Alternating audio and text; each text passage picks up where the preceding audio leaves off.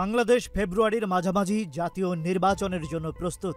Malaysia সফরে ঘোষণা দিলেন প্রধান উপদেষ্টা ডক্টর মোহাম্মদ ইউনূস।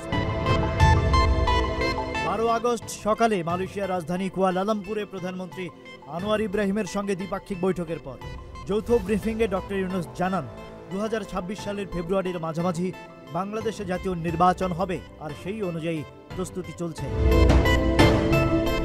ব্রিফিংয়ে মালয়েশিয়ার ব্যবসায়ীদের বিনিয়োগের আহ্বান জানিয়ে তিনি বলেন, বাংলাদেশে বিনিয়োগের বড় সুযোগ আছে, পরিবেশ স্থিতিশীল ও ব্যবসা বান্ধব।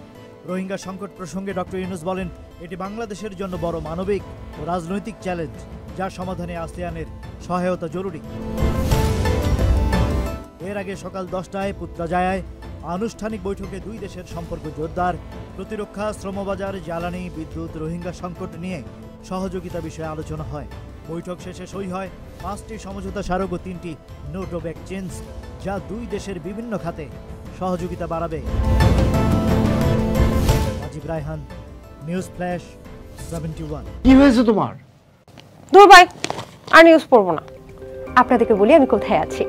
News flash 71 green screen studio, house নং 548, রোড নং 13, বাড়িধারা DOHS।